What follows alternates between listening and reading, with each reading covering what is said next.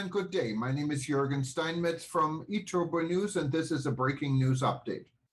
For more news updates and shows, please go to youtube.com/travel news group. youtube.com/travel news group. Here's our update. Malta needs a new tourism strategy, not just another PR exercise. Malta tourism needs to adopt a strategy if they want to engage professional career builders instead of simply job seekers for hospitality and tourism activity. A press conference in Malta to launch this strategy for tourism did not even include an action plan or way forward, said long-year Malta-based consultant Julian Zarb. I was grossly disappointed that the strategy included many of the proposals that I have been writing about in these articles since 2020, including the 3 Rs for reopening tourism, without a word of acknowledgement to my previous work and research on that subject. This reproduction without my knowledge does not augur well for an inclusive and proactive-looking strategy for an activity that needs to be integrated and needs to involve all stakeholders. I really have no idea whether, once again, this article will fall on deaf ears or not. We have already passed the point of no return when it comes to sustainable tourism and responsible tourism today. The damage that has been done over the last 8 years is certainly irreversible. But perhaps there is a chink of light in the long dark tunnel if we all do our part in making this change happen. I was not impressed with this strategy because it simply signified a superficial drive to reopen tourism as we were in pre-pandemic times, looking for growth that is unplanned, ignoring the principles of a serious carrying capacity study in an industry that looks for quick profits based on a total lack of professionalism, hospitality, and service.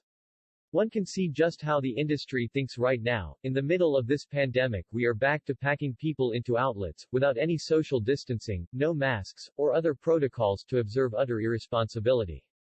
I would like to see a serious strategy that looks at tourism as that quality, socio-cultural activity that attracts the visitor who really wants to be here instead of the one who is here because of price and availability. But for this to happen you need a serious group of stakeholders including the government, authorities, businesses and the local community.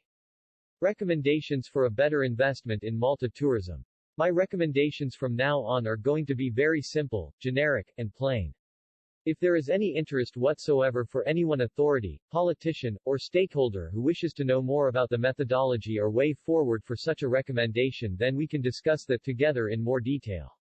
Any tourism strategy for Malta tourism should not be planned in isolation of the needs and participation of all the key stakeholders including the community. The strategy should have a proper monitoring or review process made up of academics and the key stakeholders working with existing organizations, such as the ODI, the IOH Med Group, and other professional associations.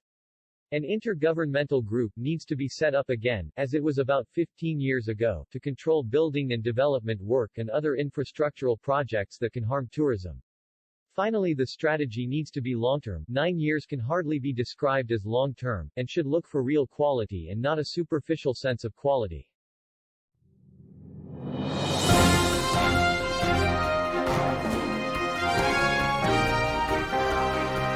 Thank you for listening to our news update. There's more on youtube.com/travel news group, or you can read us, of course, in going to our news portal at eTurboNews.com or travelnews.online.